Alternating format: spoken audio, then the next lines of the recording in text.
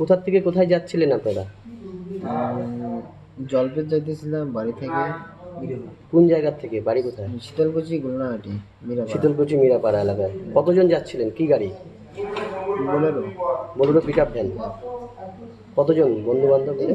প্রায় 30 জনের মতন। কোথায় কি হলো? রাত্রেবেলা বৃষ্টি হচ্ছিল? হ্যাঁ বৃষ্টি ছিল, বক্স ছিল, চলছিল, হুট করে জেনারেটর ছিল? জেনারেটর ছিল। তারপর শর্ট চ্যাংরাবান্ধার কাছে? চাংরাবান্ধা কি এই সামনে ব্রিজ ছিল, এই ব্রিজটা দিয়ে এরকম হয়েছে। চ্যাংরাবান্ধার কাছে। তারপরে? তারপরে কি তো ওই বিহস সবাই। তারপর তারপর কি ওখানে যে প্রাথমিক চিকিৎসা আছে ওটা করা হলো কোথায়? চ্যাংরাবান্ধা। চাংরাবান্ধা হসপিটাল। তারপর তারপরে যে ডাইরেক্টলি এখানে নিয়ে আসা। তো ওখানে মেট্রিগঞ্জ হাসপাতালে না চ্যাংরাবান্ধা? মেট্রিগঞ্জে। হুম, কোথায় নিয়ে গেছিল আপনাদের? মানে ফার্স্ট চাংরাবান্ধা হসপিটালে নিয়ে গেছে, তারপর এই যে জলপাইগুড়ি হসপিটালে নিয়ে আসলো। এখন জলপাইগুড়িতে আছেন? জলপাইগুড়ি আছে।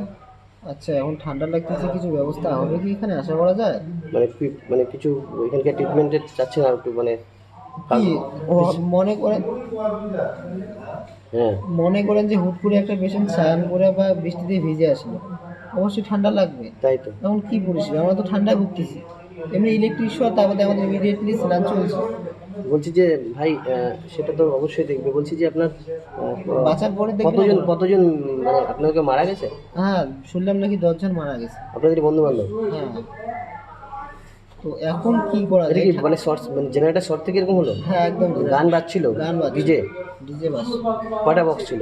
বক্স 6টা বলবো। 6টা, হ্যাঁ ওরকম।